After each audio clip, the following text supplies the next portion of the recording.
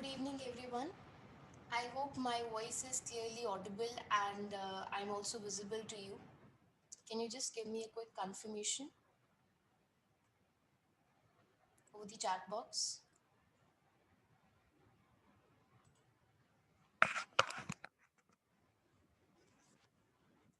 Great. So let us start with our today's class. As I told you already on your WhatsApp group, that today's session is going to be very, very crucial for your success in SBR because it relates to group accounts. Just a second. Okay. So it relates to group accounts, and group accounts is basically your consolidation. So let us just begin with it.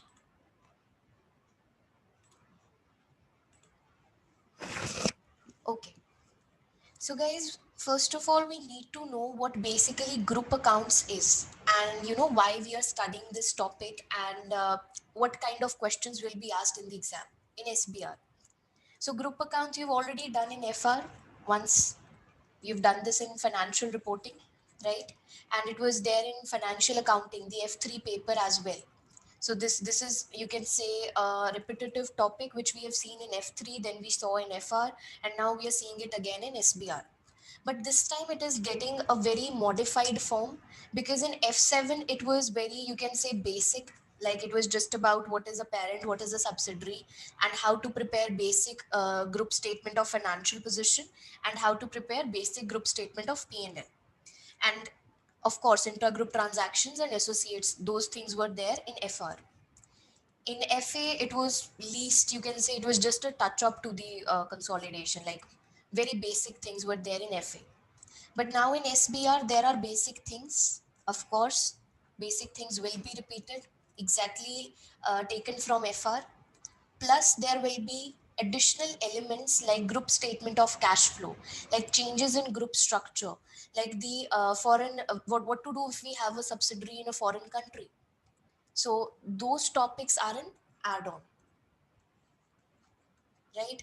So we are going to deal with the basic one today, because for the add-ons, I have recorded lectures on the portal, which you will do once we are done with the basic by the weekend, which is coming, that is Sunday. So you will complete the add-on part yourself, but the basic will be taught here because many students have forgotten the basics from FR. So that is a, you can say, repetition. And there are some components, like little things are there which are specifically there in SBR, they weren't there in FR. So let us first start with what is consolidation and why are we studying this?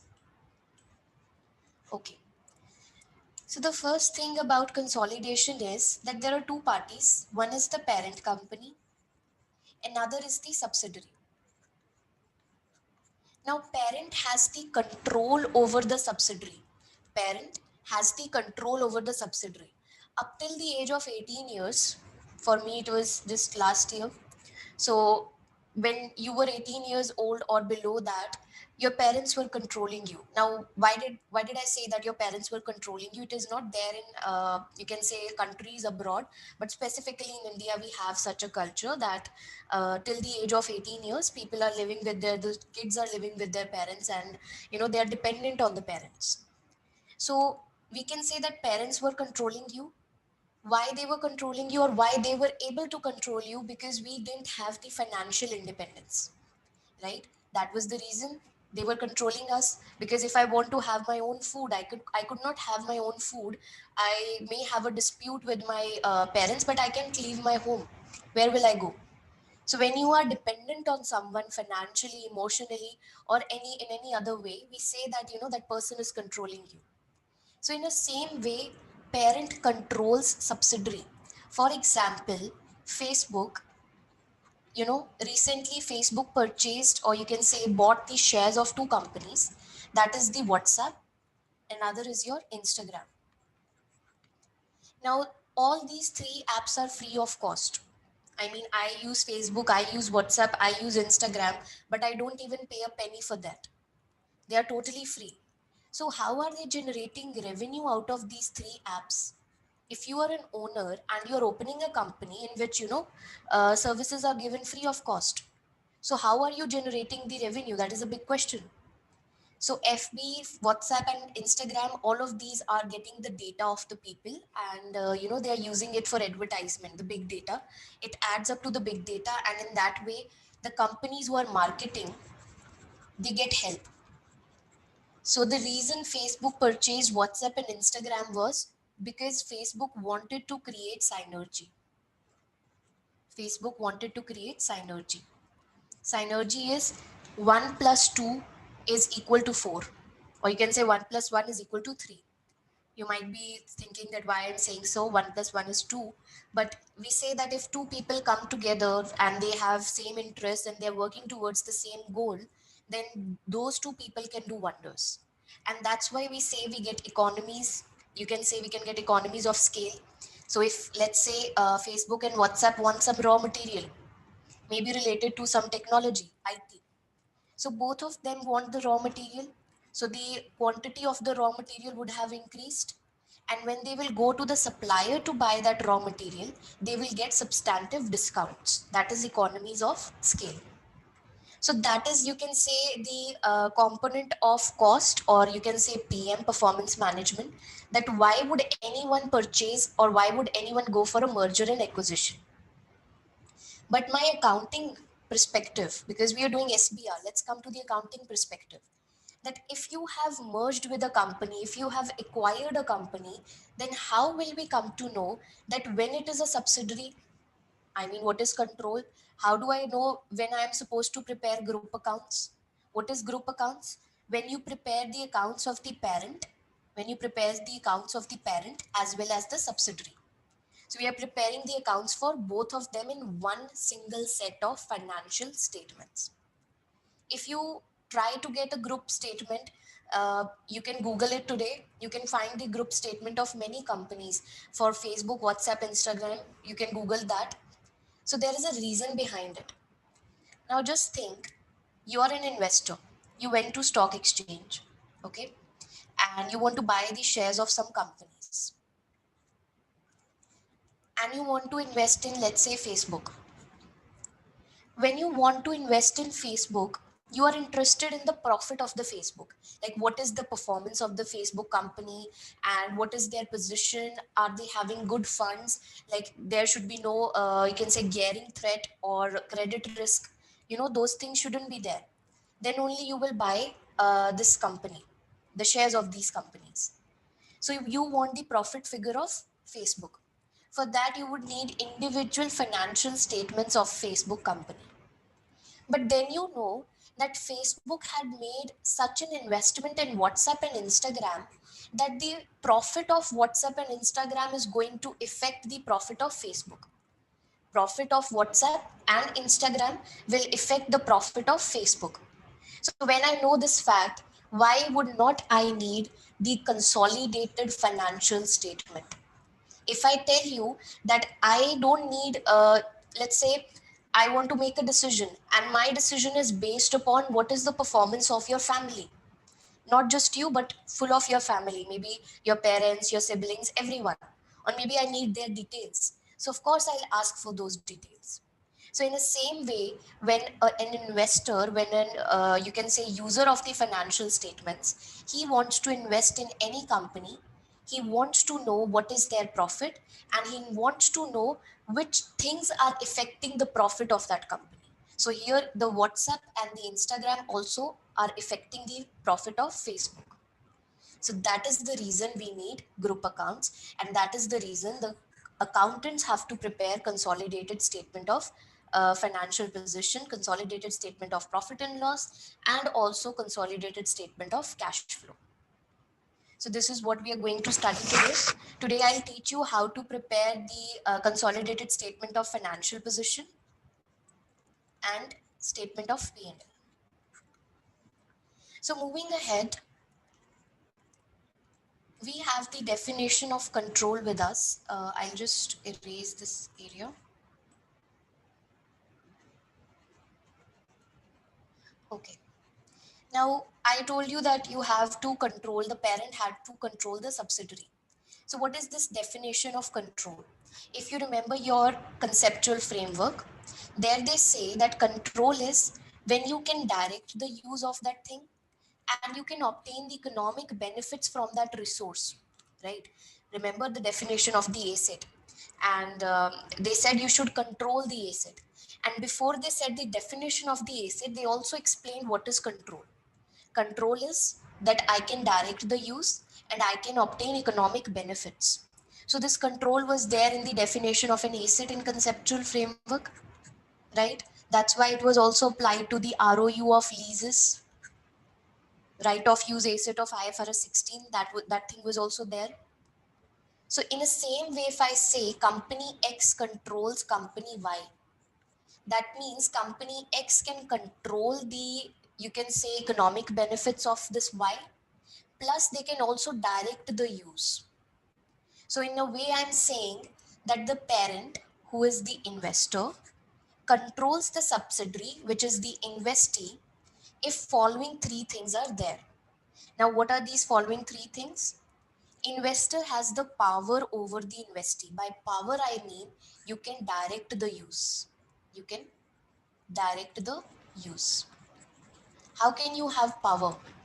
That is not defined, that was never defined in FR, that was never defined in financial accounting. They just said you have power over the investee, that means you can direct the use. But today you come to know that in SBR, they give you a proper definition of what power is. You can get power if you have more than 50% shareholding in that company. That is one of it. You can get power if you have majority of the board members, majority of the board of directors. That means I can elect the board of directors, company X can elect the board of directors of company Y. In that case, we say that company X has power over Y. So either you have more than 50% of the shareholding, or you have the power to nominate or elect the board of directors in the subsidiary, majority of them, that is more than 50% of them. Then we say you have the power over the investing. Then the investor, that is company X, is exposed or has rights to variable returns from its involvement with the investee. That means what we can do is we can actually have the right over the variable returns. Why did I say variable returns? Because of any company, the returns are variable, they are fluctuating. Sometimes you'll make a profit, sometimes you'll make a loss. So I will have a share in profit. In the good times also, I will have a share. In the bad times also, I will have a share. That is when you are a parent, right? Plus, you have the ability to affect those returns. Now I just don't have a share in those returns, but I can also affect. That means I have a say in the board of directors meeting. I can change the decisions. I can make the strategic decisions. The company X can alter the strategic decisions. So in that way, we can say that company Y is totally dependent on company X. Maybe because maybe they have some financial dependence, or maybe they have some kind of a very, you can say, unique asset which is coming from company X to company Y, due to which company Y is existing. So company X is giving a very big unique asset to company Y. So in that way, company Y is dependent on company X. So if these three things are there, that is power over the investee, variable returns, you have right over them, plus you can affect those returns, then we say you have the control. That is the definition of control. For SBR, it is very important and crucial to understand the definition of control and these 3 points, right? So let's move ahead. Okay. Now they give you a range of circumstances that may need to be considered when determining whether or not an investor has the power over an investee. So I gave you two examples, 50% plus shareholding, or you have majority of your board of directors in the subsidiaries BOD. So it is possible that you may own less than 50% of the ordinary shares, still you exercise control. Whenever you will have control, you will prepare consolidated financial statements. Whenever you have control, you will prepare consolidated financial statements.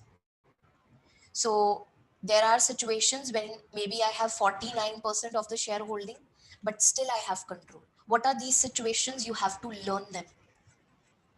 Now, I'm telling you this very clearly. First, I'll make you understand each of them, but at the end of the day, you have to learn them because your exam will be, you can say, theoretical also. It's like a combination where you have to explain the things, explain the standard as well as crunch the numbers. So both the things would be there. So this part of control definition is very crucial for the explanation part. So, what are the situations where I might have less than 50% shareholding, still I control the subsidiary?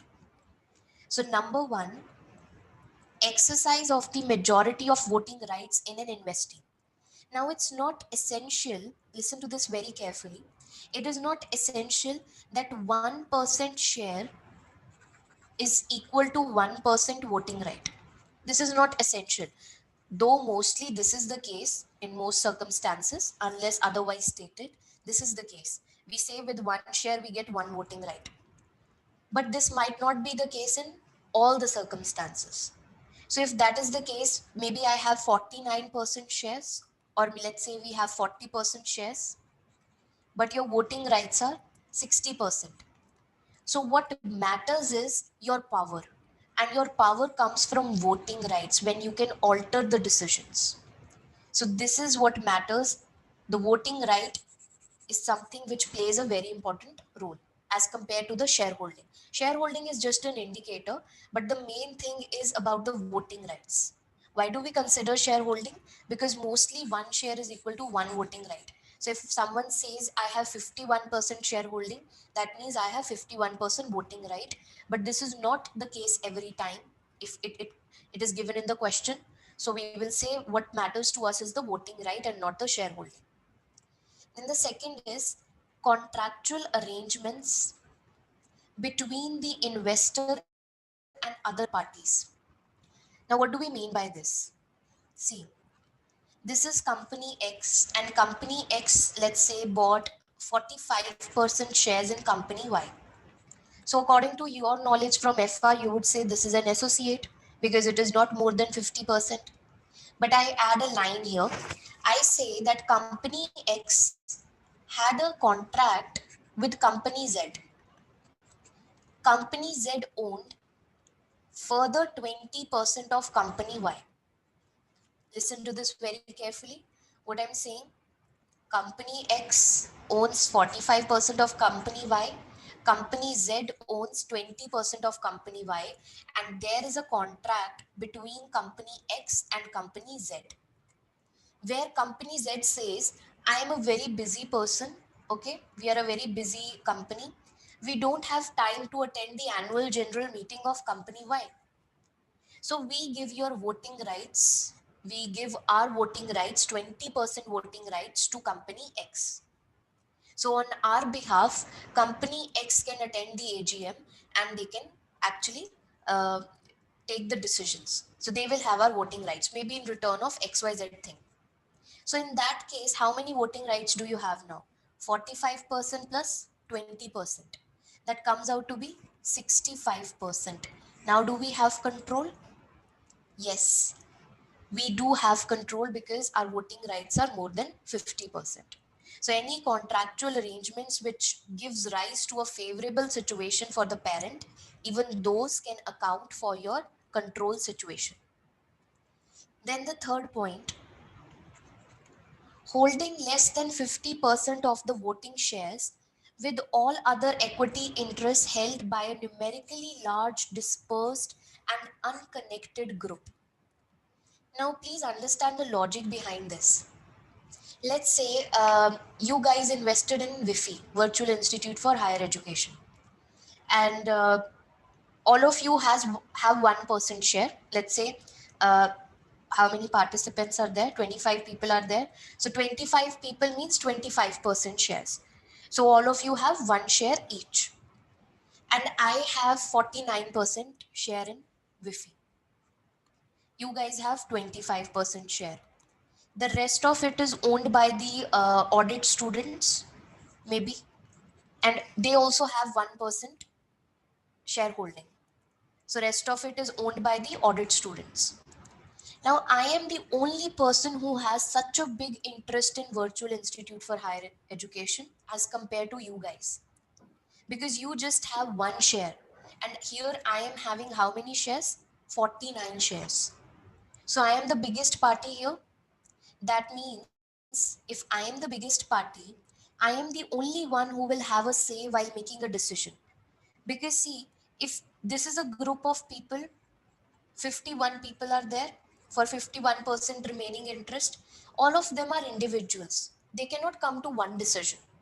So whenever there will be a meeting where I have to make a strategic decision, it is me who can make a firm decision, because you guys won't be able to reach at one consensus.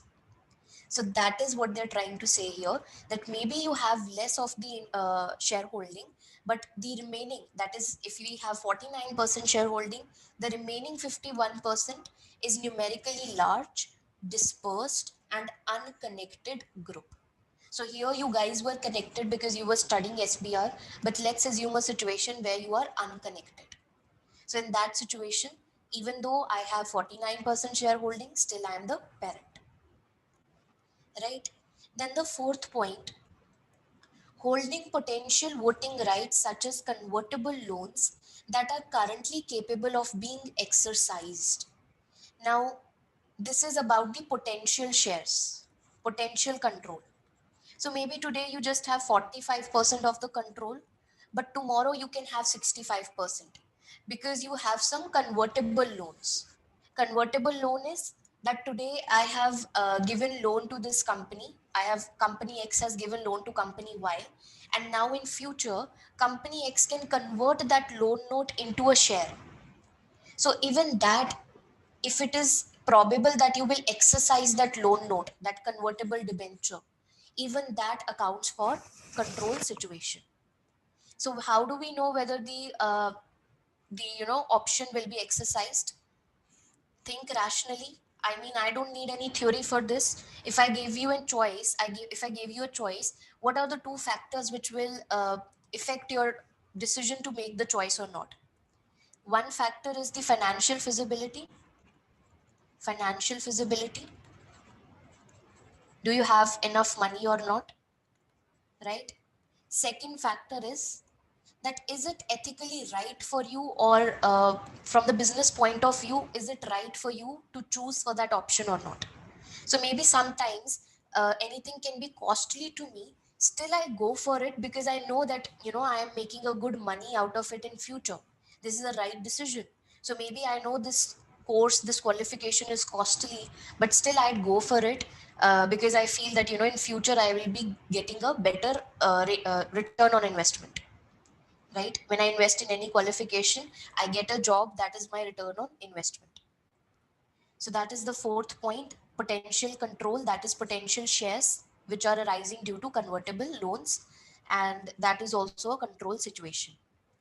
Then the nature of the investor's relationship with other parties that may enable that investor to exercise control over an investee. Now let's assume a situation, just a second. Okay. Now let us assume a situation where you guys have the company X has invested 45% shares in company Y, and company Z has invested 20% shares in company Y. Now, company X is owned by Mr.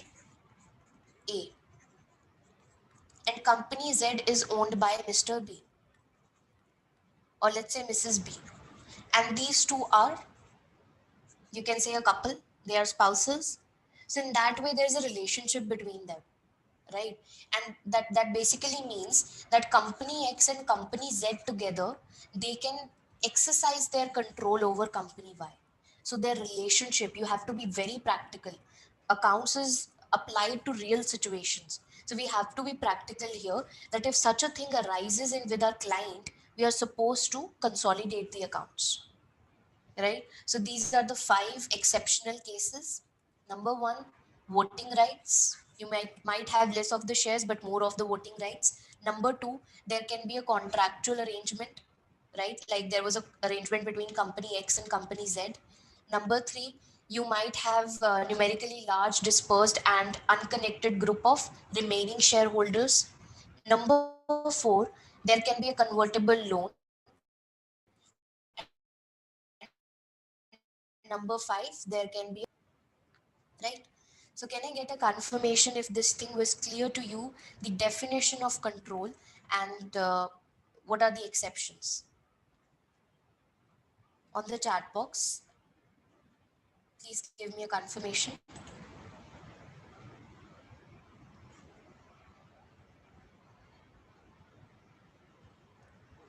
Clear to Themsia. What about others? Clear. Can you repeat the exceptions? Okay, Aman, I will just give you a brief one. Okay. So exceptions, Aman, we are talking about situations where you might have less than 50% of the shareholding, where the parent has less than 50%. So parent has, let's say, 45% shares in subsidiary. Then also I say this is a parent. What can be these situations? These five are the situations we are talking about. Now I cannot explain you all of them again, but you can watch the recording for that. But I'll give you a debrief. What they're trying to say here, that sometimes we might not have enough, we might not have enough shareholding, but we may have more voting rights. Okay. Oh yes, got it. Thanks. I thought exceptions. Okay, Amandeep, that's fine. Now let's move on to a question related to this. This is a question from your Kaplan study text. Okay, I think it is TYU1 only. Parsley has a 40% holding in ordinary shares of Oregano. So I will just draw it somewhere that Parsley has 40% shareholding in Oregano. Another investor, let's say this is the another investor, he has 10% shareholding in Oregano. He has 10% shareholding in Oregano. While the remaining voting rights are held by thousands of shareholders, none of whom individually hold more than 1% of the voting rights. So this is situation number according to my exceptions, or you can say according to the points we just read. This is situation number 3, where the remaining shareholders are unconnected and largely dispersed with less than 1% of the voting right each. Parsley also holds debt instruments. Parsley also hold debt instruments as at 30 April 2004. They are convertible into ordinary shares of Oregano at a price of $4 per share. So this $4 per share is my exercise price. What is exercise price? The price at which you can convert you can say the price at which you exercise your option. So if you're given an option to convert the loan into equity, your loan note into shares, if you're given that option, so at what price can you exercise that option? That is at $4. And at 30 April 2004, the shares were at 3.8. If the debt was converted into ordinary shares, Parsley would hold 60% of the voting rights in Oregano. And Parsley and Oregano undertake similar activities and would benefit from the synergies. Now, here you are supposed to tell whether it is a control situation or not. So, I can summarize here before we come to a conclusion. You will give me an input on this. So, before we come to a conclusion, if I have to give you a debrief here, what is given? They're telling you that number one, you own 40% of the shares, 10% is owned by another investor, rest of them are, that is the remaining 50%, they are dispersed, right? Then we can say that our exercise price, that is of $4, is greater than the share. price. So the share price is 3.8 and the exercise price is $4. But if it is converted, this will give you 60% of the voting rights.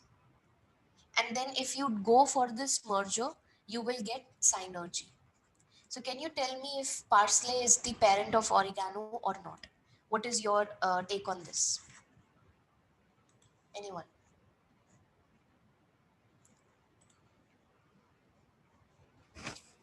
You can raise your hand and unmute your mic also if you want.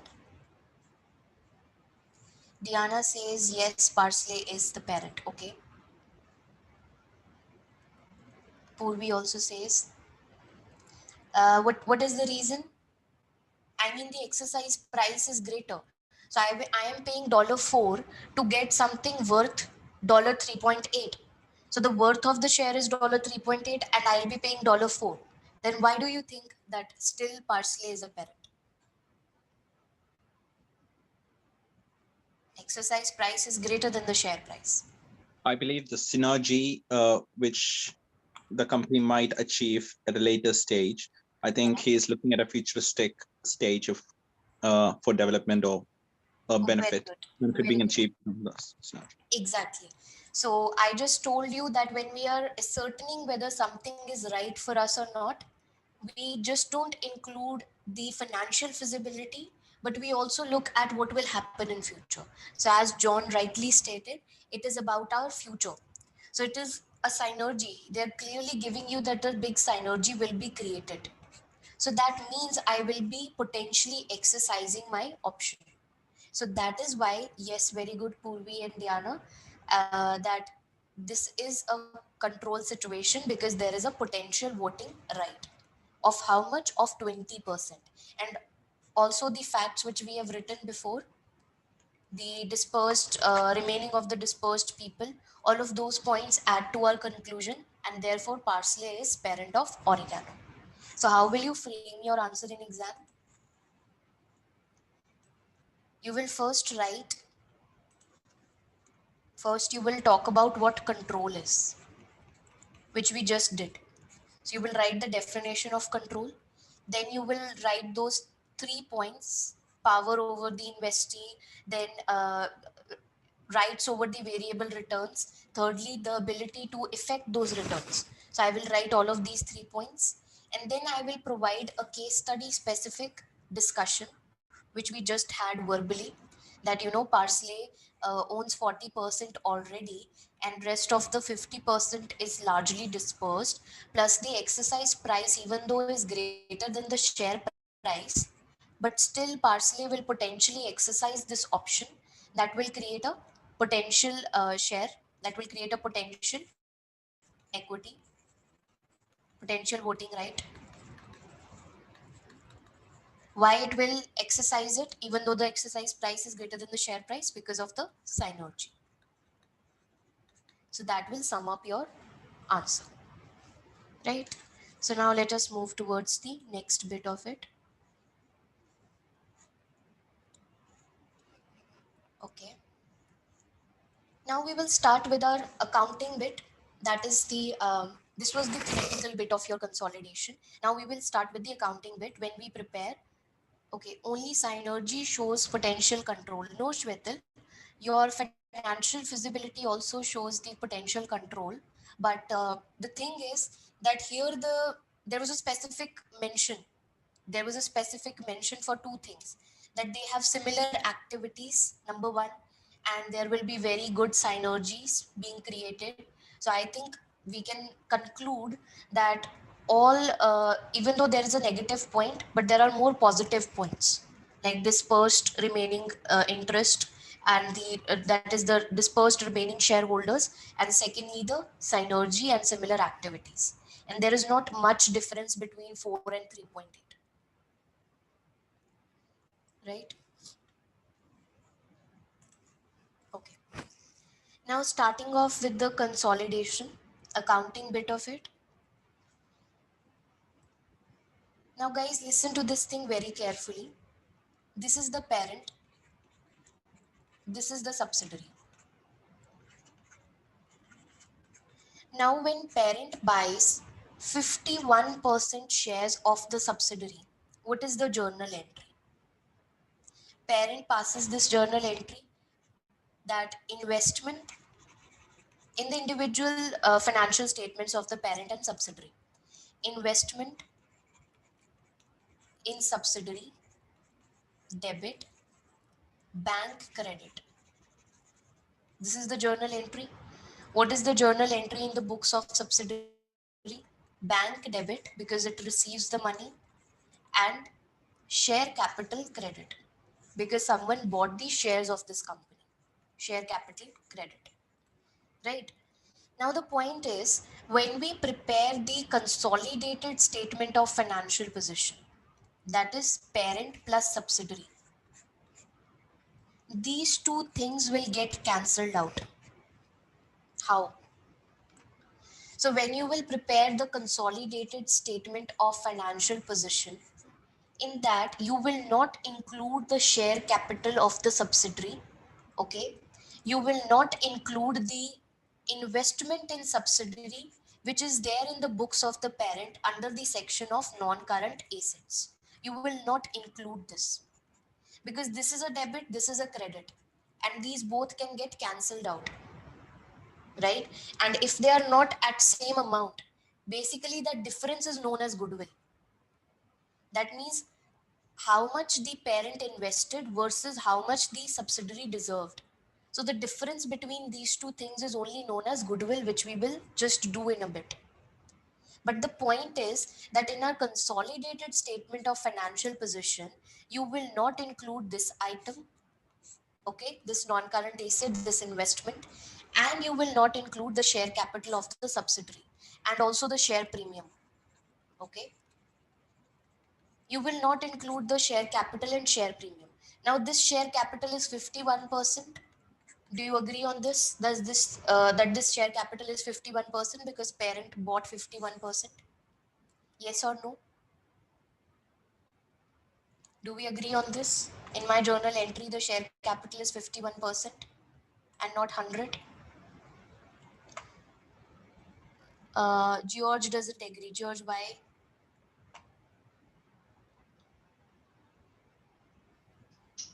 This might be the purchase price will normally may not be the same as the book Yeah, value. yeah, that is fine. But the share capital, like the subsidiary share capital, if there are 1,000 shares and 51% are bought by the parent, so this share capital and this share premium is depicting the 51% of the shares, right? Mhm. In this journal entry. Okay. Yeah. Uh, guys, are we clear on this? This is 51%. Yes or no? Barisa says yes. John says yes. Okay. Now the point is that in consolidation you don't include 100% share capital of the subsidiary because the reason is this one is getting cancelled. So I am done with 51%. This one is getting cancelled with investment in subsidiary. So these two things are getting cancelled. The difference between them will be recorded as goodwill. But now the point is, what about the remaining 49%? That is what we call as NCI, non-controlling interest. The remaining 49%, the people who've invested in the subsidiary, the remaining people, they are termed as non-controlling interest. That is equal to 49% in my example. So now you will include NCI as a separate item in the equity section. So that is the reason, because I'm already including NCI as in my equity section in my balance sheet. I will include it.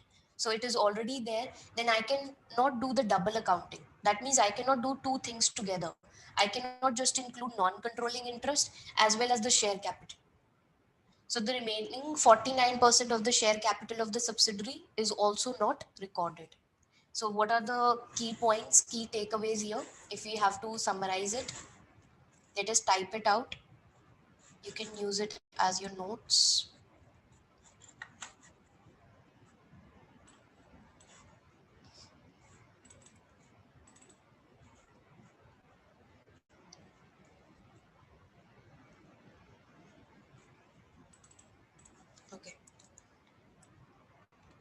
Number one, cancel investment in subsidiary, the NCA, non-current asset in the books of parent with share capital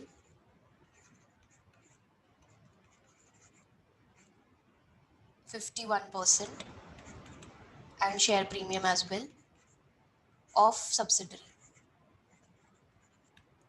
right? NCI does not have to be in party, another party, right? It can be the subsidiary itself. No, how? I mean, how can subsidiary have shares in itself? I didn't get your point, Purvi. NCI is someone who owns the 49% shares. So there is a company, it has 1,000 shares being issued in the market. If I own 500 or let's say 501 shares, the remaining 499 shares will be held by some other party. Yeah. So that is NCI. Second thing is include NCI, that is the non-controlling interest, in equity section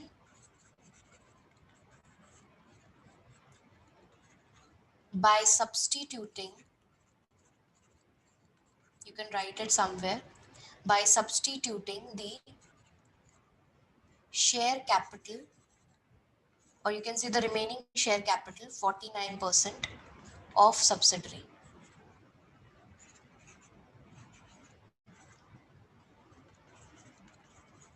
Right? That's one thing.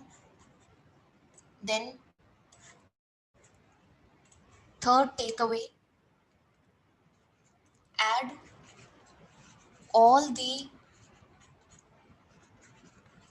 items in statement of financial position. I'm talking about balance sheet at 100%.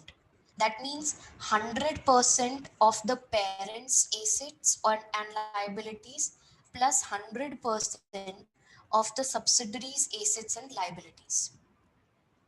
These are the rules for consolidation. Three rules, right?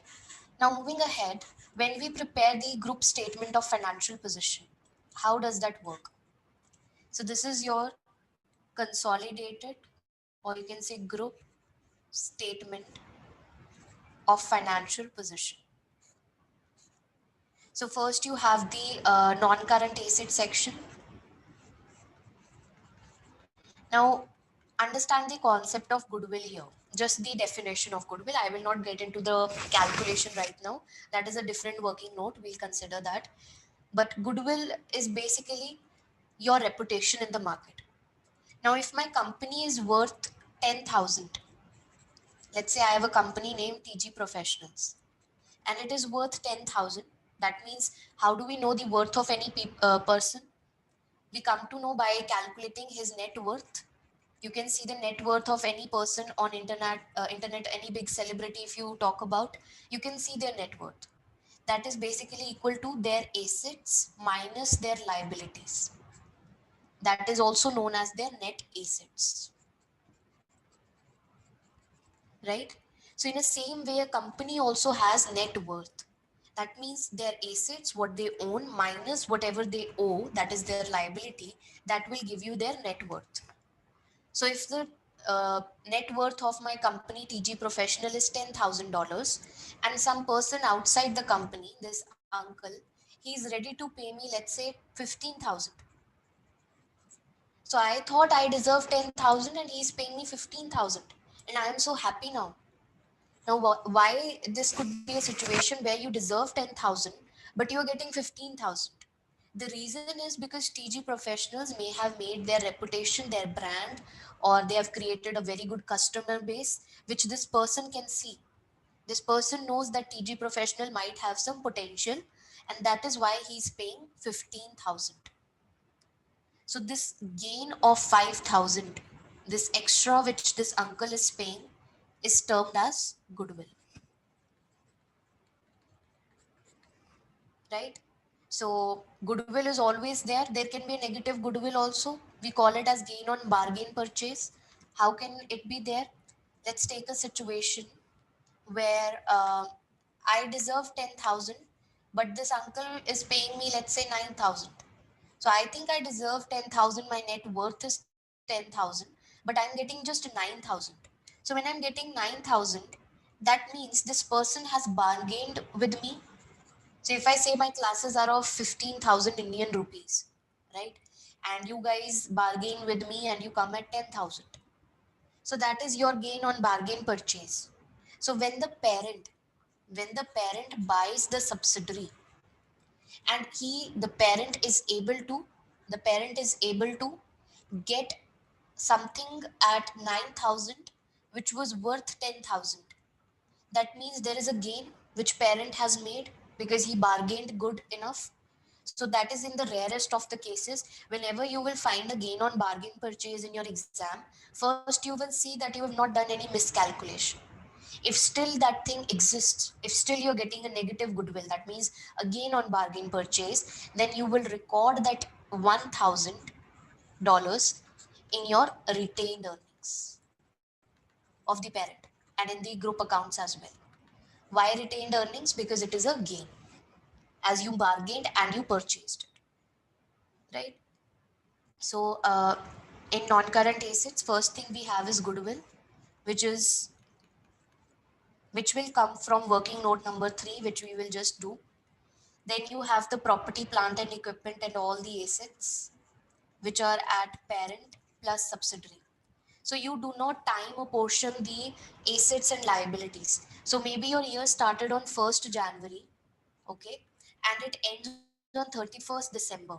But you purchase the subsidiary, let's say, on 1st of July. You will not time apportion your assets and liabilities. That is just there for uh, that is just there in the you can say statement of P&L. Okay, Barissa is asking if negative goodwill will be there where we will record it. Barissa, if it is there, you will record it in retained earnings, which is basically your liability only, reserve, because it is a gain. So if positive goodwill is an asset, then negative goodwill is a liability recorded in retained earning as a gain in the reserve. Okay. Yeah. So now you purchase it on 1st of July. So you will not time apportion the assets and liabilities, that I will include half of my subsidiaries asset or half of my subsidiaries liability. That is not there. That is just going for the nominal accounts. That is the income and the expenses account, right? So assets are recorded 100% of the parent's asset plus the 100% of the subsidiaries asset. Then you have the total assets.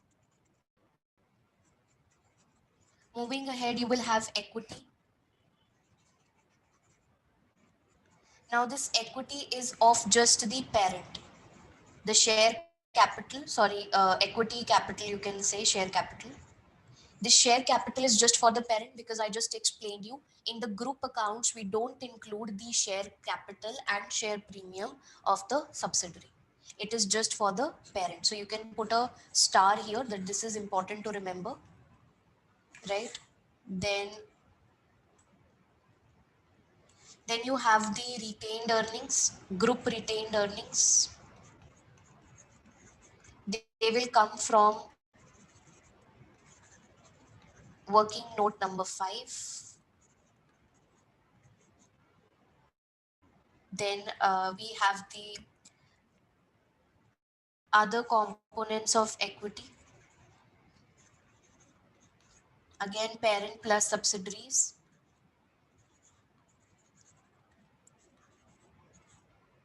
Parent plus subsidiaries. Then you have the NCI, non-controlling interest, working note number 4. That will give you total, and you also have the liabilities, of course. Parents liability plus subsidiaries liability, that will give you total equity and liabilities, and your balance sheet will match. So this is the format. Now let's talk about the working notes which I was mentioning. So when we prepare the group statement of financial position, we have 5 working notes, 5 fundamental working notes to be prepared. Working notes. So the first working note number 1. Now in the exam in SPR, they will not ask you to prepare a full set of group accounts. They never do this. That was there in the P2 exam, which was previously examined. That was different thing. But now they will ask you an extract of a working note. They might ask you to prepare working note number 2 or 3, and then you will have to explain that working note. So they will not ask you to prepare a full set of financial statements, but just extracts and then explanation, right? So now 5 fundamental working notes. Working note number 1 is about group structure. Here you are going to explain, or you can say this is just for your clarification and clarity, because in SBR there can be complex situations where then there can be 2 subsidiaries, subsidiary 1, subsidiary 2. There can be 2 associates, associate 1, associate 2, and you have to recognize which subsidiary, which one is a subsidiary, which one is an associate. So you can create a chain that in subsidiary 1 parent has 60% shareholding, in subsidiary 2 parent has 70%, then who is our associate and how much interest we have in our associate. So I will talk about who associates basically are, but uh, you can say anything below, or you can say anything between 20% and 50%. That is when you have share in a company between 20% and 50%, we call it as associate, where we have power to participate, or we call it as significant influence. So you will create a group structure. Then you will move ahead towards your working note number 2. Now in working note number 2, you have net assets of the subsidiary. Net assets of subsidiary. Now, guys, IFRS 10, which deals in consolidation, okay, the how to prepare the group accounts, it tells you specifically that when you calculate the net assets of the subsidiary at acquisition or at reporting date, that should be at fair value. That means you know what net assets are. Net assets are assets minus liability. So if you know your basic accounting equation, which you did back in your 11th or 12th grade, maybe 11th grade, the accounting equation says assets, right? You can say that asset is equal to liability plus capital or equity. Another word is equity. Equity, we mean the shareholders' interest or owner's fund. So liability plus capital, they have credit balance. Debit is also always equal to credit. So assets are equal to liability plus capital. So according to that, if I take this liability on the left hand side, it becomes asset minus liability is equal to capital, right? So this capital is basically known as your net asset. So we are supposed to calculate that what is the capital or what is the equity of our subsidiary at acquisition at fair value. You might have included the things, you might have included the assets of the subsidiary at carrying amount using the cost model. You might have included the liabilities at cost, but you are supposed to include them in fair value using the fair value while the acquisition accounting. That means when we are acquiring a company, when we first time prepare the consolidated financial statements, we are supposed to include them at fair value. So how do we include that? Let's make that working note. So first we say what were the net assets. Net assets are share capital of the subsidiary, share premium of the subsidiary, okay, then retained earnings, other components of equity, OCE, right? And then there are some fair value adjustments. And on that we have additional depreciation. I'll explain you this. And then there is a PURP adjustment, which we will consider when we come to intra-group transactions. So I'm just including these things in working note number 2. So what was the share capital, share premium, retained earning, other component of equity, fair value adjustment, additional depreciation, and PURP adjustment of the subsidiary at acquisition, that is the date at which you acquired the subsidiary? What was it at the reporting date at the year end? So maybe you acquired the company on 1st of January, right? So what was the situation on 1st of January, and what was the situation on 31st of December? So this is the movement between these two dates, the movement between 1st January to 31st December in the net assets of the subsidiary. We can call it as, can we call it as post acquisition movement? Yes, we can call it as post acquisition movement. What happened after acquisition? That is the difference between this column and this column. The movement is the post acquisition movement. Now, if you have acquired, if company X has acquired company Y, in what you can say net assets will the company X have share? That means company X purchased company Y, and I say company X controls company Y, and that's why X has you can say rights over the returns of company Y. So company X will have a share in the post acquisition movement of company Y. So you will calculate the post acquisition movement, multiply it with the shareholding of the company X, let's say it is 60%. That would be the share of the parent in subsidiary, right? Now let us discuss what is basically this fair value adjustment and this additional depreciation. We'll come back to PURP later. So now fair value adjustment, as I told you, that you have to include your assets and liabilities of the subsidiary at fair value. But in the question, it might be given on the carrying amount. And when it is given on the carrying amount, you have to take it to the fair value. So let's say they said that the subsidiary recorded its plant and machinery, property, plant and equipment at $1 million. But its fair value was, let's say, $1.2 million. So I should have recorded the PPE of my subsidiary at 1.2 million, but I have currently recorded it at 1 million. So that means there is a gain because PP is your asset. If the value of your asset arises, that means you're making a gain. It is a happy point. So what you will do, you will make a fair value adjustment. You will add, okay, you will add 0.2 million here at acquisition because IFRS 10 says you have to make this change from the very date you acquired the subsidiary. And you will add 0.2 million here as well. Because what is the formula of net asset? It is asset minus liability.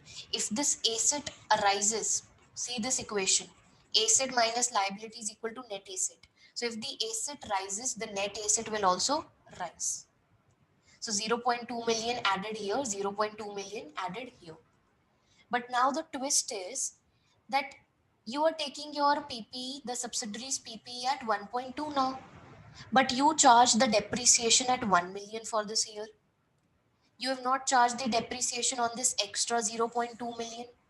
So that is what we call as additional depreciation. So will this additional depreciation, let's say the life of the asset, just a second. So let us consider that the life of the asset was 10 years. So this additional depreciation would come out to be 0.2 million divided by 10. Can you tell me what is the additional depreciation? 0.2 divided by 10?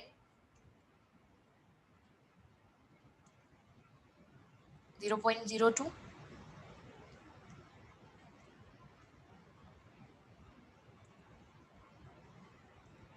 right? Yeah. So 0.02 is your additional depreciation. But now tell me, should I deduct this depreciation? Because depreciation is an expense which reduces your asset. So it will be deducted. So should I deduct this just from the reporting date? Or should I deduct it from here as well? What is your take? What is your opinion? Which column? Just reporting date column or both the columns? With a reason.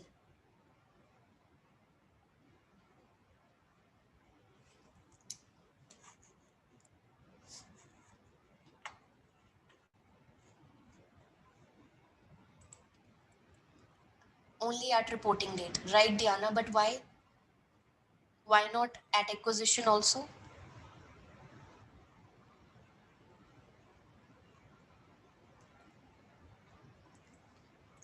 Yes, Amandi, 10 is the useful life, right? Okay. So it is at the reporting date because depreciation is an year-end adjustment. Reporting date because we haven't gained the benefit. No, not really, Purvi. Because see, depreciation is an year-end adjustment, no? Depreciation is not calculated at the start of the year. If 0.2 million was added on 1st of January, then the depreciation on that would be calculated at the year end only. Simple reason that we calculate depreciation at reporting date.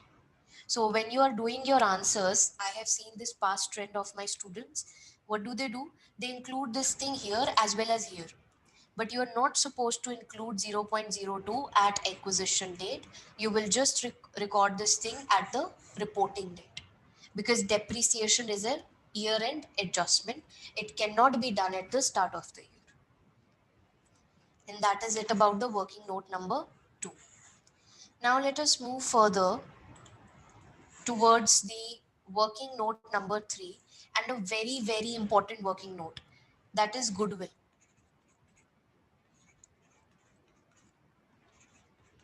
Now, guys, there are two ways to calculate goodwill.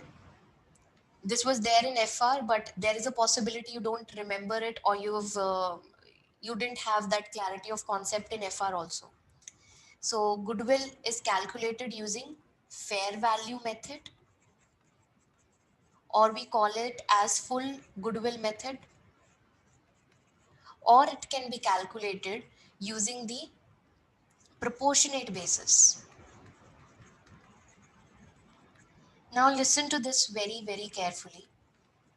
That when we are calculating the goodwill, the basic, you can say, format of this calculation is fair value, fair value of the consideration paid by the parent. Consideration paid by the parent to acquire the subsidiary. So the parent, let's say, have 80% shares in the subsidiary. So what was the consideration paid by the parent to acquire that 80%? Because when company X invested in company Y, there was a payment being made by company X. So what was the fair value of that consideration? Now this consideration can be of various types. This could be a cash consideration. This could be a deferred consideration, right? This could be a contingent consideration, or this could be a share for share exchange. Share for share exchange. What do I mean by deferred consideration? That means parent said, I will make this payment after 1 year. That is deferred consideration. You just deferred it, you just postponed it. I will make the payment, but after 1 year. After 1 year. So when you have this deferred consideration, this deferred consideration will lead to a journal entry being recorded. That is, uh, you will you will just debit the, you can say that debit is the investment because I have made an investment, the parent has made an investment, but a credit will be given to a provision because you are going to make this payment after 1 year, so you will provide for it. It is a future expense, and that is, I am very sure of it because I've entered into a contract, right? So provision will be created at present value. And whenever there is a concept of present value, as we have done before also, there comes the concept of unwinding of interest. Those of you who are new here doing SBR for the first time, you might get confused by this concept of unwinding of interest. That is basically whenever we calculate the present value, it reduces. That means if you are supposed to make a payment of 3 million after 1 year, the present value of that 3 million would be 2.8 million, for example, hypothetically. So in that case, over the period of 1 year, you have to increase this provision from 2.8 to 3. So for that, you will pass this journal entry: finance cost debit and provision credit by 0.2 million, right? This journal entry is known as unwinding of interest. So this happens at the deferred consideration as well. Then contingent consideration. Contingent consideration is I might pay this amount, I might not pay this amount. So this thing has to be probability weighted, or you can say you have to calculate expected value, right? Then there is a share for share exchange. That means parent says, I will take the shares of the subsidiary, but to get the shares of the subsidiary, I will issue my own shares to the subsidiary. A very typical, you can say, complex transaction happening here, that I will give you my shares, you give me your shares. So this thing can happen between the parent and the subsidiary as well. So there is a quote being given where they might say that for every 5 shares, parent is issuing 3 shares. So how many shares are being issued? If I am buying 100 shares of the subsidiary, for every 5 shares, I am issuing my own 3 shares. So how many shares are issued? You can calculate. So your fraction is 3 by 5. And multiply it with the fair value. And based on that, you will have your fair value of the consideration paid by the parent to acquire 80% of the subsidiary. Now, in general terms, what is goodwill? Goodwill is difference between what the subsidiary deserved and what you paid to the subsidiary. So what the subsidiary was paid for 80%, that you've calculated by using these considerations, as in when they are given in the question, there might be just cash consideration, or there can be a combination of these considerations. Then you will include the non-controlling interest consideration paid by NCI to acquire subsidiary 20% of the shareholding. So how much money was paid by the NCI to acquire 20%? So if you take fair value of this consideration, then we call this method of goodwill calculation as fair value method. When you take fair value of NCI at acquisition while calculating goodwill, you call it as fair value method. We will talk about proportionate when we come to it. But the default, by default one is fair value method, full goodwill method. So here you have how much money was paid by the NCI to acquire the subsidiary. So in total, how much money was paid to the subsidiary to acquire the 100% of the control? That was this figure plus this figure. This is what is paid to the subsidiary. Now we need to calculate what the subsidiary deserved. Now we need to calculate what was the subsidiary's net worth less net, or you can say fair value of net assets of the subsidiary at acquisition. Now this is coming from working note number 2 we just prepared. Let's go back to it. This is the working note number 2 we prepared. This is the share capital of the you can say the net asset of the subsidiary at acquisition date column. So you will take the total of it. The total of this column will go to working note number 3 as it is. So we will take it as it is to our working note number 3.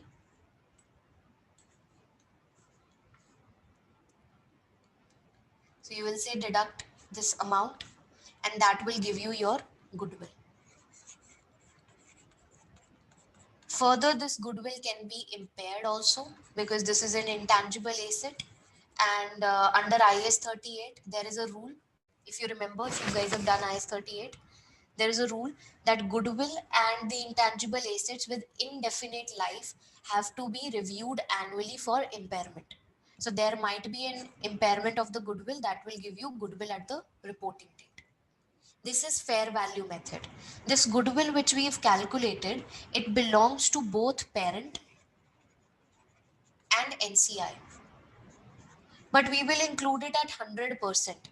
Okay, we will include it at 100% because anyway we will show NCI at in the equity section.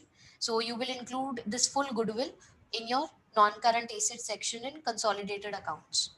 But the fact is, this impairment, since the goodwill belongs to both parent and NCI, you know that impairment is a nominal account. Impairment is a nominal account since it is an expense.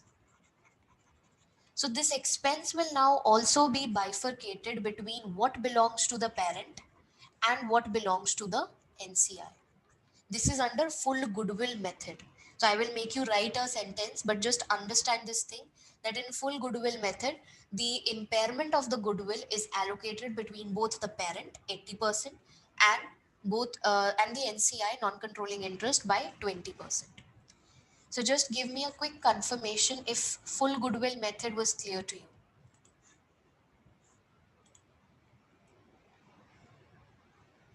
Do you calculate contingent at present value or you consider probability?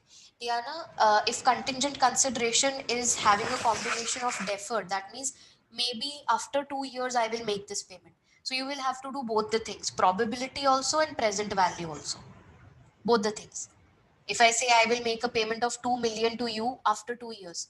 So after 2 years mean finance component is there, financing component is there, so present value will be there. But since I am dicey, I might make that payment, I might not make that payment, so probability will also be taken into account. So both the things. Yes guys, can I get a confirmation if you're clear on full goodwill method? You can ask your doubts if it is not clear.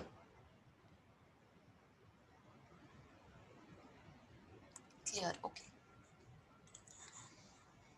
Now moving ahead towards proportionate basis. Now, before I tell you what is proportionate basis, I will just talk about a situation. It might sound a little bit funny to you, but that's how I explain it in FR class as well. So, this is a bigger uncle, and this is a younger person. Okay. Now, this person contacted this young person. He told him that, do you know that if we buy this company, company A, we will have a very good future. He said, wow, I want to purchase it with you. But he said, I don't have money. I don't have enough money. He said, it's okay. I will buy 80% of that company. You just buy 20% of that company. In total, we both will have 100%. Okay. So that means this one is NCI. I can call this smaller uncle as, or smaller person as NCI. This bigger uncle is parent. So parent and NCI both, they purchase the company A, which I can call as now subsidiary. Right? Now, when I calculate goodwill, company A said, this is the manager of company A. He is a very skeptical person, a very, you can say, money minded person. He quickly told these people that I will take 1 million from you if you want to buy my company. Now, parents said, this bigger uncle said, I am ready to pay 80%. 80% of 1 million would mean 8 lakhs, right? So I should ethically be paying 8 lakhs and NCI ethically should be paying 2 lakhs. So in total, 10 lakhs, right? So let's say this is 10 lakhs rather than writing 1 million, 10 lakhs. But now what they did, this bigger uncle to acquire 80%, he paid 8,50,000 because he thought some other person might pay more than me. So I should pay something more so that I can quickly buy this company.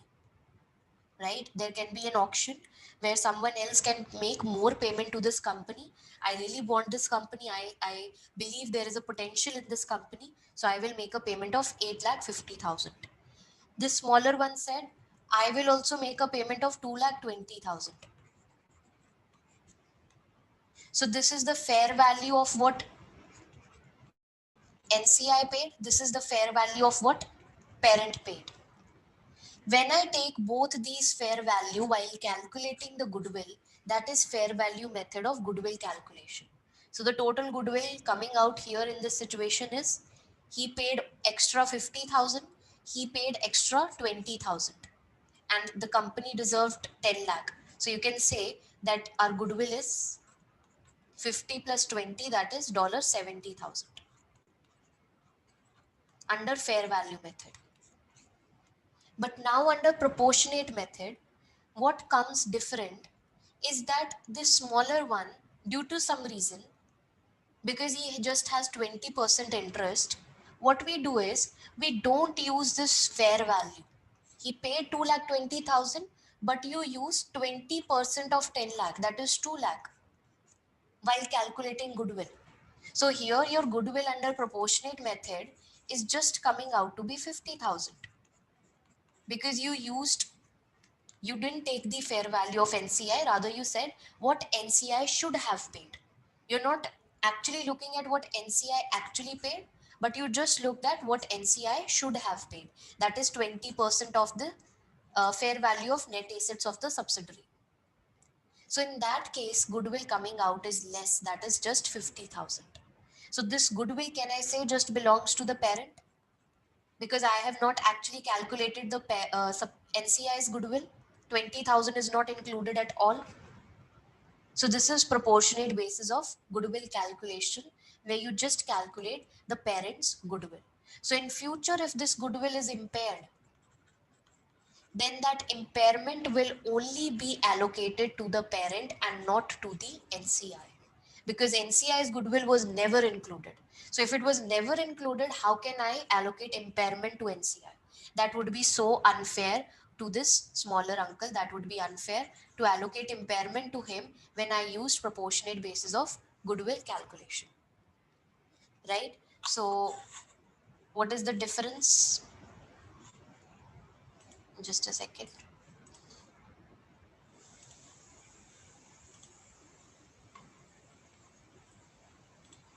Now, what is the difference between these two things?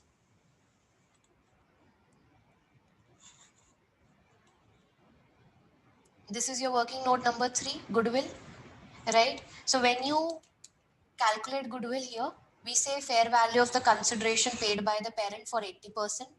Then you don't include consideration paid by NCA at fair value. You just include it at 20% of the net assets of the subsidiary. That is 20% of this amount itself, which is coming from working note number 2. So that means your goodwill will be less and the impairment will only be taken to the parent. That is proportionate basis of goodwill calculation. Just give me a quick confirmation if proportionate basis was clear to you on the chat box. Did you understand the difference between full goodwill and proportionate basis?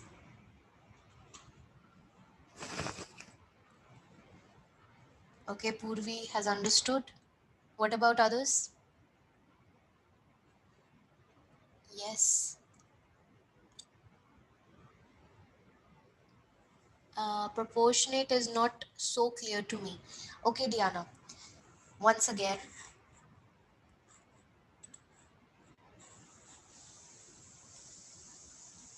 so Diana, here I said, just look here. I said this is the parent, okay? And parent said I will buy 80% of the company, and NCI said I will buy 20% of the subsidiary, right? So to buy that subsidiary, the worth of that subsidiary was 10 lakhs. So if 80% of 10 lakh is 8 lakh, 20% of 10 lakh is 2 lakh. So parent should have paid 8 lakhs, NCI should have paid 2 lakhs. But actually, parent paid 8 lakh 50,000 and NCI paid 2 lakh 20,000. That is the fair value of consideration. So when we use proportionate basis, we don't take the fair value of what NCI paid. We just take what NCI should have paid. So there is no goodwill component of NCI being included here. Because see, what is goodwill? The difference between what you should have paid versus what you actually paid. So you actually paid 8 lakh 50,000. You should have paid 8 lakh. Extra amount being paid is 50,000. Why would I pay anything extra to a company? Because they have a reputation, they have a goodwill. So that is the goodwill which belongs to the parent. 20,000 was the goodwill belonging to the NCI. But if that is not included, that is proportionate basis of goodwill calculation, where incomplete goodwill is calculated, which just belongs, which just belongs to the parent. Is it clear to you now, Diana? I got disconnected. Can I please confirm working note number 2? When do we use fair value of assets and liabilities? Okay, you can rewatch the recording, Cirolo, if I'm pronouncing it right. Now, you have to use fair value of the subsidiaries net assets in working note number 2 at the date of acquisition when you acquire the subsidiary every time. So, whenever you're consolidating the accounts, you're supposed to use the fair value of the net assets.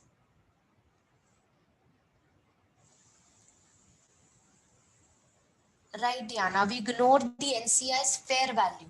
We don't ignore full of the NCI. I include 2 lakh in my goodwill calculation format. I include 2 lakh, but I don't include 2 lakh 20,000. So that 20,000 is missing. That is why the goodwill which is coming out, that is just belonging to the parent. So the impairment will also be allocated just to the parent. So now if you guys have a paper and pen with you, just quickly write one line somewhere. I'll also write it on the board. So we can conclude from working note number 3 that there are two methods of goodwill calculation. One is full, another is proportionate. There are two methods of goodwill calculation, full and proportionate. Under full goodwill method, we use fair value of consideration paid by both parent and non-controlling interest. Therefore, the goodwill which is calculated, therefore, the goodwill which is calculated that belongs to both parent and NCI.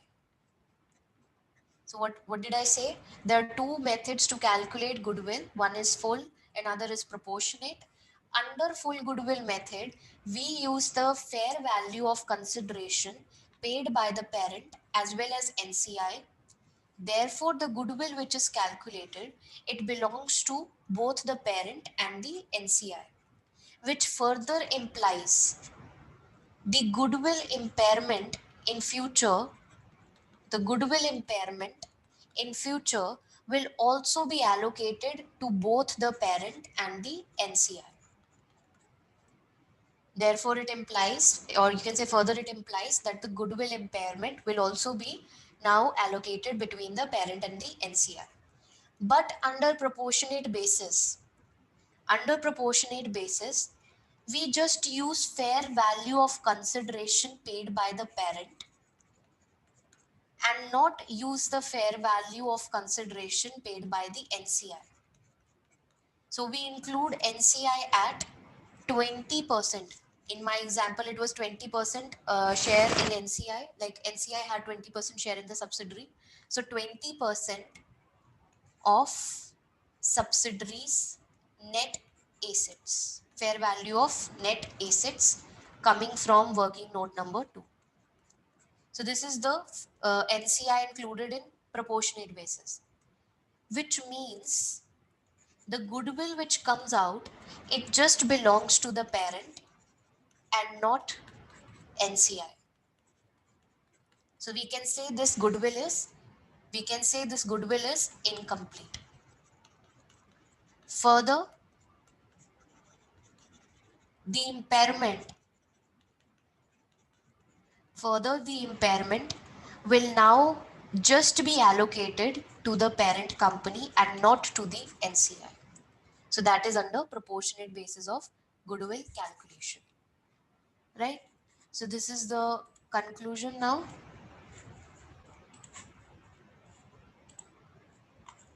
Now let us move ahead to the working note number 4.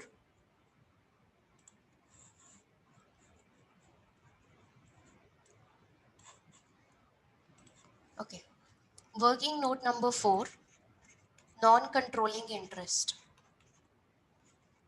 That means what is the share of the non-controlling interest in the subsidiary which you have to show in the equity section of your group accounts. So you will say what is the NCI. Now this NCI will come from working note number 3. If you used fair value method of goodwill calculation, it would be fair value of NCI at acquisition. If you used proportionate basis, then the amount would be just the 20% of net assets of the subsidiary. So if you use fair value method, then it would be 2,20,000 according to my example, the NCI. If you use proportionate basis, it would have been just 2 lakh, right? So you will calculate what is the NCI at acquisition, taking directly from working note number 3. Then you will say what is the NCI share, NCI share in post acquisition movement in subsidiaries, post acquisition movement in subsidiaries net assets. This is what we calculated in working note number 2, the difference between the two columns. I'll take you back. So this is your working note number 2. Difference between these two columns, I said, is the post acquisition movement. This is the post acquisition movement. So your NCI's percentage of this post acquisition movement is the NCI share in the subsidiary for this year. So what is the NCI share at the start of the year versus what is the movement during the year? That means plus the movement during the year minus NCI share of goodwill impairment, of goodwill impairment. This will be there just if you used fair value or full goodwill method. So what is the NCI share in the impairment of the goodwill? When you do these adjustments, you will come to know that what is the NCI at reporting date. That is working note number 4. Then moving ahead, the last working note, that is the group retained earnings.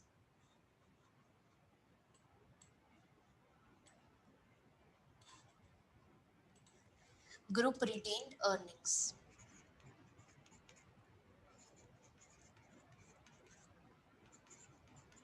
Okay. Now in group retained earnings, we are basically taking the earnings of the parent first, parents retained earnings at the reporting date, 100%. Add to it that what is the parents share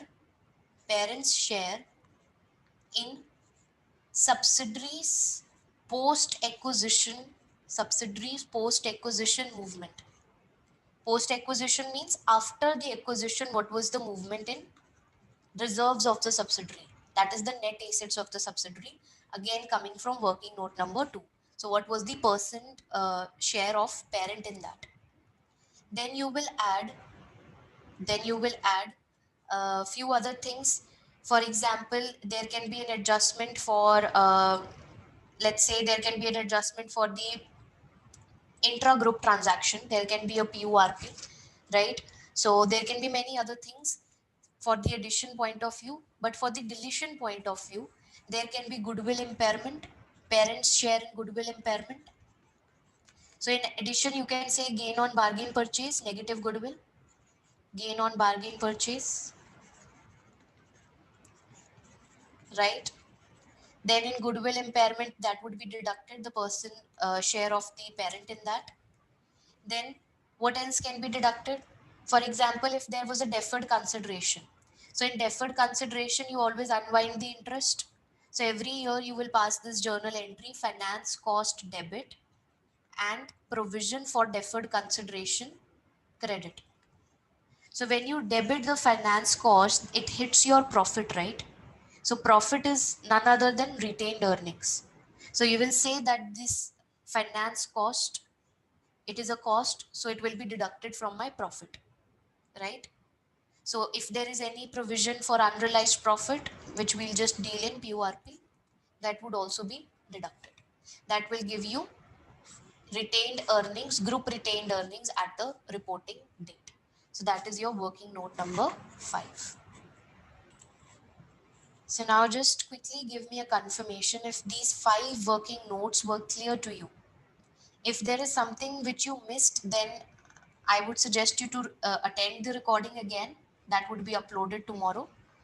Okay. And if it was clear, yes, it's clear. If you have doubt, then you can ask. Working note number 1, group structure. Working note number 2, net assets of the subsidiary. Working note number 3, goodwill calculation. Working note number 4, NCI. Working note number 5 is your group retained earnings. 5 working notes. Clear. Okay, great. Now let us move towards the intra-group transactions. Okay, just a minute. What if the purchase price, Lungs is asking, what if the purchase price was less than the net asset value? Opposite of bargain purchase. If purchase price was less, that means I purchased something for 9,000 when it was worth 10,000. So that is not opposite of bargain purchase. That is actually bargain purchase. You purchased something for 9,000 lungs and it was worth 10,000. So you made a gain. You were you were able to get that thing at a lesser price. So it is your good bargaining skills. So parent has made a bargain. Yeah, opposite of goodwill. So that is what we call as negative goodwill. I just explained that in case of negative goodwill, we include a liability, but that liability comes under the retained earnings section. Why retained earnings? Because it is a gain. If parent purchase something at a lesser price, it is a gain for the parent. So it will come under the reserve section of retained earnings. If it is a positive goodwill, it goes into the asset, non-current asset, intangible asset, goodwill. Yeah, I hope it's clear. Okay, now moving ahead towards the intra-group transactions. Now, guys, we need to understand that the parent, okay, and the subsidiary, they are part of one family. Parent and subsidiary are a part of one group. So if something happens between these two, it's like this is parent, this is subsidiary, they have their own territory. So if something happens between this territory, that should not be recorded in your group statement of, or you can say group financial statements. It should be included in the individual financial statements, but not in the group financial statements. But if something goes out of this territory, then that should be included in the consolidated financial statements. Getting the point? So if two people are there, let's say you and your brother, or maybe you and your sister. So if two people are there and there is a transaction between both of them. So if let's say if I sell something to my brother at a profit, so I am dancing here that yes, I made a profit, right? But my mom is saying, oh my God, shut up. You just made a profit by selling that product to your brother. So if it was a profit for you, one of your member of the family had a loss because he paid extra amount to you. So it's like no profit, no loss. One person made a profit, another person made a loss. And both of them were part of one family, they were part of one group. So that doesn't really matters. So that means you shouldn't be including that thing into the consolidated financial statement, right? So any transaction which happens between the parent and the subsidiary should be eliminated. So now let us consider the examples of um, intra-group transactions, transaction between the parent and the subsidiary. So let's say if there was a if there was a sale, if parent made sale to the subsidiary, you can make a note of it. If parent makes sale to the subsidiary, think very rationally, okay? Every time I teach, I derive it on board only. I don't remember any journal entry. Whenever I teach, I logically derive it there and then in the live class. So in the same way, you have to do this in your exam also. So if parent made a sale to the subsidiary, parent must have, let's say, there are two concepts. One is the concept of markup, another is the concept of margin. So let's say parent made a sale at markup of 10%. So markup is there on cost. Cost plus 10% of cost, that is the selling price. What is margin? Margin is on the selling price. So if I sold something for $100 and I say there is 10% margin, that means my profit is 10. 10% of 100, my profit is 10. That means my cost further was 90. So 90 plus 10 is equal to 100. So margin is calculated on selling price, whereas markup is calculated on cost. So let's say that parent sold the goods to the subsidiary at a margin of 10%. So the parent has recorded a gain of 10% on cost. What the subsidiary has? Subsidiary has overstated inventory. Overstated inventory. Because when you buy something, it goes to your inventory, right? And you bought something at a higher price. That means this was your territory. This is parent, this is subsidiary. When you purchase something, the parent purchased the raw material that was for $90. Okay, that costed $90 to the parent. But then parent made a sale to the subsidiary at $100. So this extra 10 is added within the territory, whereas outside the territory it was just 90. So this extra 10% is being recorded. Your inventory, subsidiaries inventory is overstated and again is unnecessarily recorded in the books of parent. So what will be the journal entry? I will remove this gain. Where this gain can be found? In the group retained earnings. So I will say group retained earnings debit. That is my working note number 5. That means eliminating this gain. And inventory credit, because you record 100% of the inventory of the subsidiary, so that would be credited in your statement of financial position. Crediting inventory means reducing it. Now one more additional point here. Another scenario where parent made the sale, but subsidiary made a sale further to someone, let's say company A outside the group. So out of 100 products, subsidiary sold 80 products to company A. So at the end of the year, in the inventory, only 20 products are remaining. So if for one product there is a gain of $10, extra unnecessary gain of $10, so what will be your journal entry amount? Will it be will it be 100 into 10, $10, or will it be 20 into $10? In your chat box, what do you think? 100 into $10 or 20 into $10? Because 80 products went out of your territory, only 20 are remaining. 20, very good. Right, for the unsold, that's what we call PURP, that is provision for unrealized profit. Something which goes out of this circle which I made, that is realized. But something which remains within this circle, that is unrealized. So I will do 20 into $10. So this would be my journal entry if parent is the seller. Now moving to the next situation, when subsidiary is the seller. Situation number 2, subsidiary is the seller. That means subsidiary sold the goods to the parent. Okay, Baffy has a doubt. Please go ahead, Baffy. You can unmute your mic if you want. Okay, thank you. I just want to check now on this last scenario that we did. Mhm. Is it not now between the parent and the subsidiary, their books are still overstated with 100, despite the subsidiary have sold the goods to somebody else outside the group? 100 is the, you can say, the number of products, right? So what are you Yes. trying? So you're saying why aren't we doing 100? That is 100 into 10. Yes. So the transaction between the parent and the sub was at 100, right? Right. And then the sub further sold 80 to somebody outside the group. That is fine. But Yeah. now he's left with 20. But Mm-hmm. I'm saying during the year, isn't it now the the the Yeah. the transaction between P and S were overstated?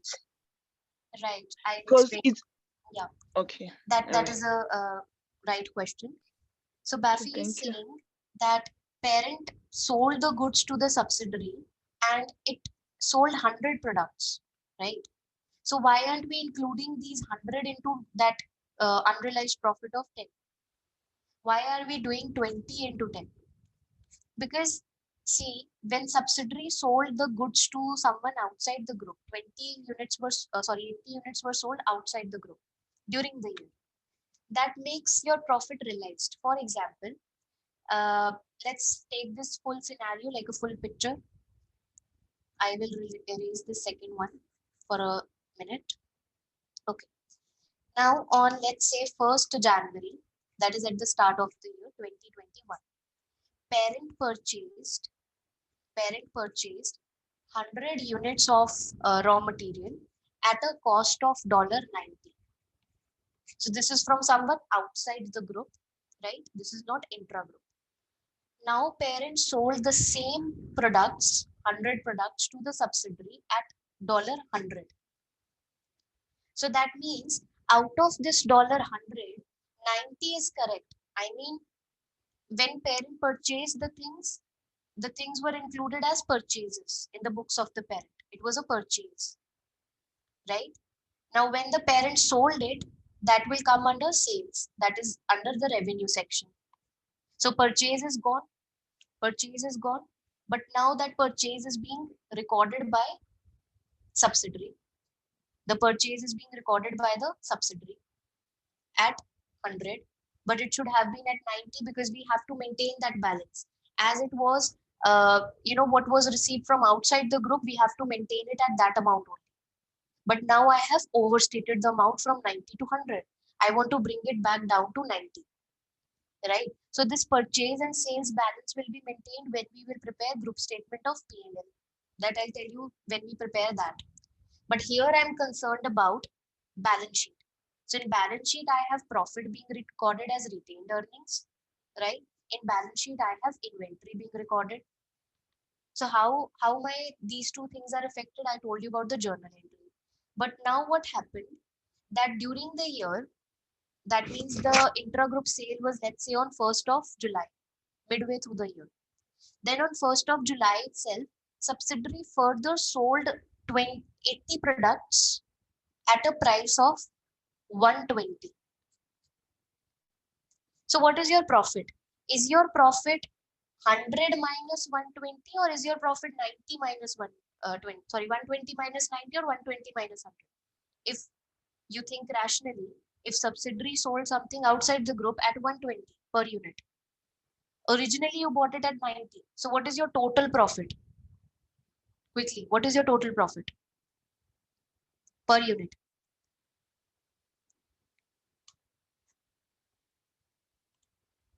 30, right?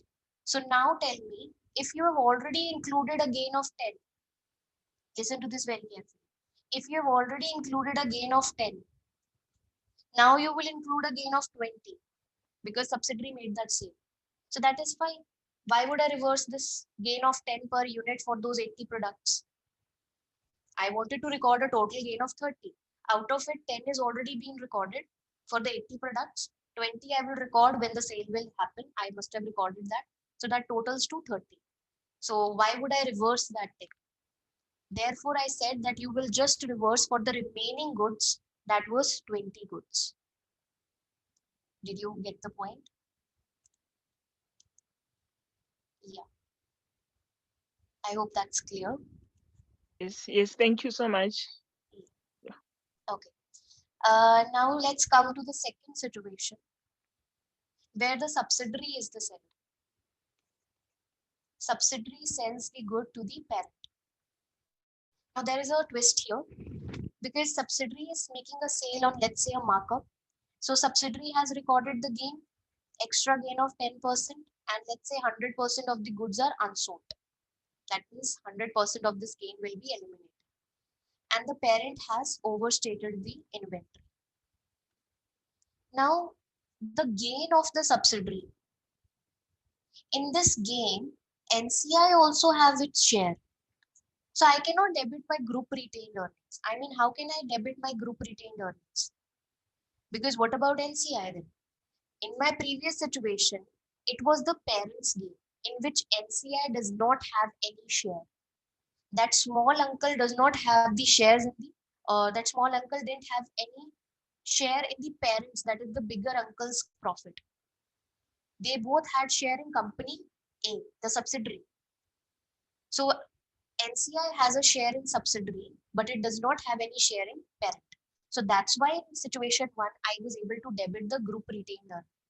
But here, I cannot debit the group retained earning. I will have to debit, I can say that debit group retained earnings and debit NCI as well.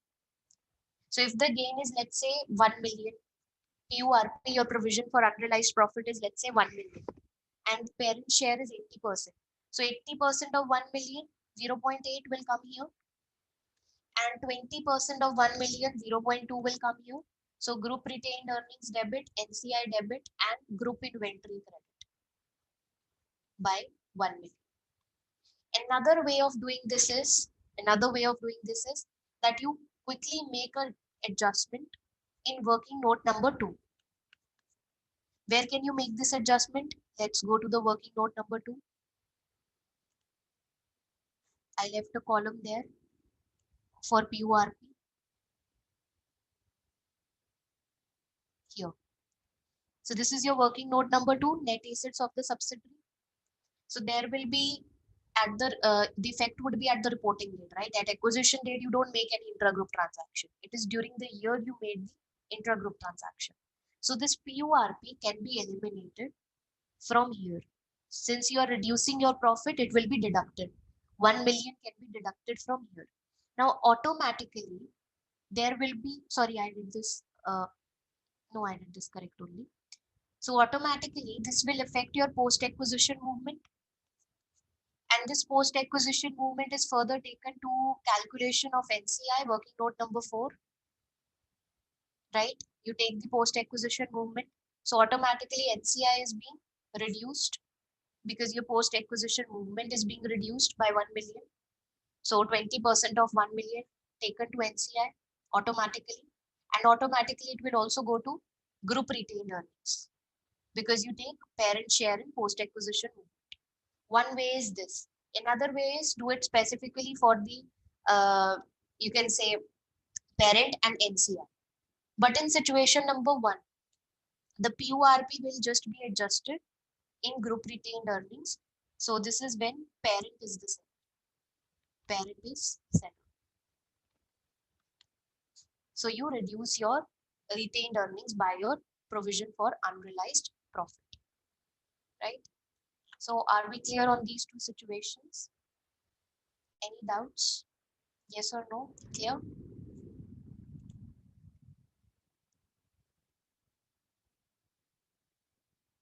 Yes, guys. Just few more situations and then we are done.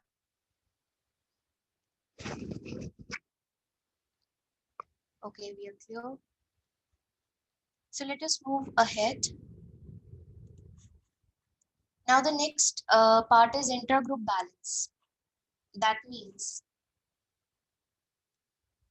when I made a sale to the parent made a sale to the subsidiary, parent made a sale to the subsidiary, or subsidiary made a sale to the parent, whatever the situation is, irrespective of the situation. If due to that parent has recorded a receivable, so if parent is selling means parent will record a payable. Sorry, parent will record a receivable. So if you sell something, you receive the money. So if subsidiary has purchased the goods on credit, so there would be a receivable, right? And if subsidiary has made the sale, then subsidiary would have recorded a receivable. So if subsidiary is making the sale, subsidiary recorded a receivable, parent recorded a payable. If parent is making the sale, parent recorded a receivable, subsidiary recorded a payable. So these are intra-group balances, even these are eliminated. But at some point in time, there can be difference between these two.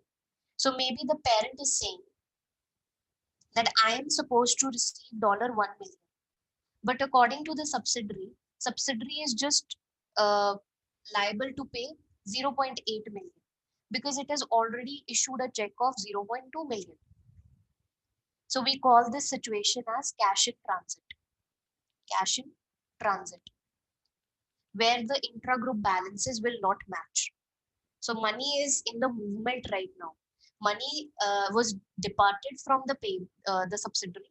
That means the subsidiary said, I have made the payment of 0.2, but it has not yet received by the parent. So if it is not received by the parent, you have done bank reconciliation. This is a timing difference.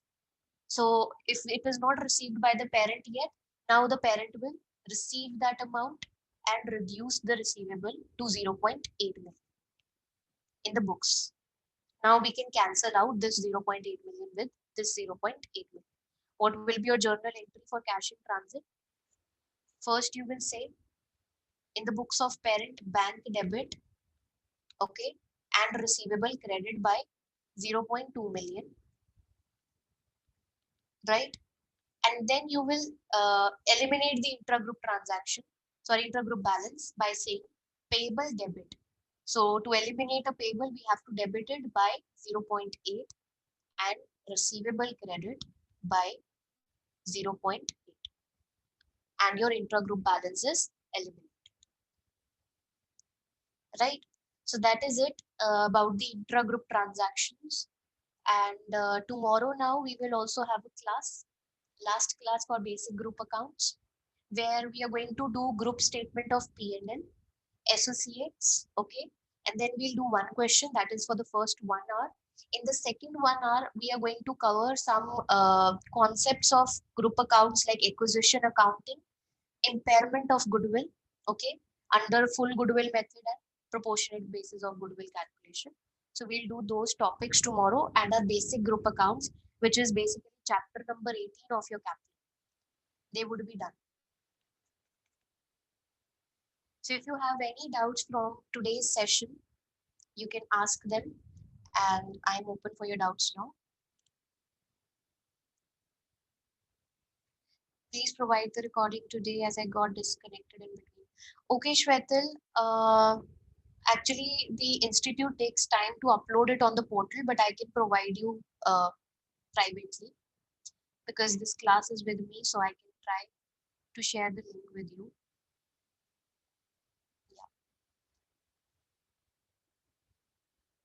Yeah. Okay, Barasa. Any doubt, guys? I hope this thing was clear. Yes, lunch tomorrow same time. Yes, it's not 4:30. It's 8 p.m. Indian time. It might be 4:30 at your place. Yeah. Okay. Any doubts, guys, from today's session? I hope it was clear. Could you show the PURP part? Okay, Purvi, just a second.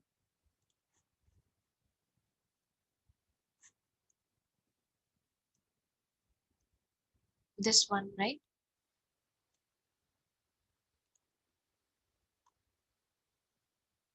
Group statement of P&L tomorrow. Yes, Barisa, tomorrow.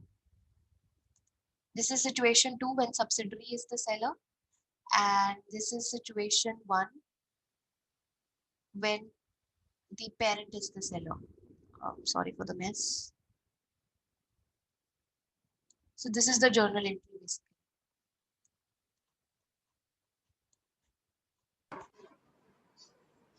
So this, am I, am I audible? Yeah, yeah. Yes. Good evening.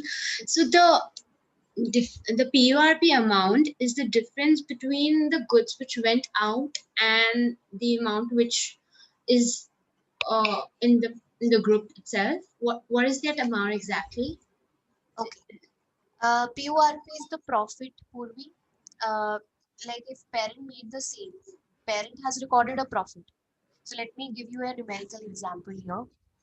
We'll take a numerical example. That parent bought 100 products at a cost of $90 each. That means this is the cost. And then I said parent sold these products as it is to the subsidiary at a markup of 10%. Markup. So markup is on cost. Okay.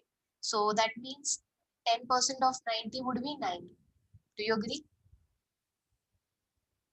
10% of 90 would be 9. And the products are 100, right? So I can say that 100 into 90, this was the cost. This is the markup. This is the gain. Okay. So I sold the products to the subsidiary at $99. This is the selling price. Now 100 products were sold. But now I said that the subsidiary further sold these products to someone outside the group, and it sold 80 products outside the group for some XYZ price, which I don't really care about. But 80 products out, they went out of your group. So 80 products went out of the group. So that means 20 were still there within the territory of the group. So what is my unrealized profit? This markup, this 9 per unit gain, 9 into 20 is your PUR.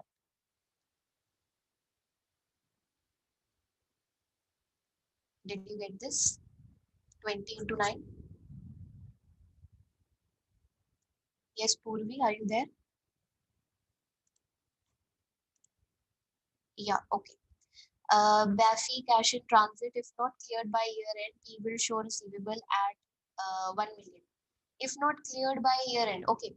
Cash in transit means that the subsidiary has made the payment on its behalf, but it's still, in the movement. So that means you will receive the money very soon. So in the year end, you will show your receivable at 0.8 only because the money is coming to you. It's just in transit. The control has been passed. It's just that delivery is pending. Getting the point? So you will pass that journal entry, bank debit, and receivable credit. So your receivable in the books of the parent will reduce by 0.2. Bafi, I hope that's clear. Yeah. Any other doubts?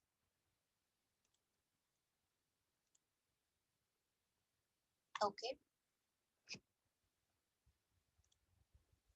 I suppose everything is clear to you guys then. See you tomorrow at the same time. And I hope this was a helpful session. Thanks for joining in. And the recording will be made available soon, as soon as the team is able to edit it and upload on the portal. Thanks, Bhuvi. Thank you. Bye-bye, guys. Take care. Thanks, Pappy. Can't you move class by 30 minutes? Okay, Dolly, I'll inform on the group. I suppose I can.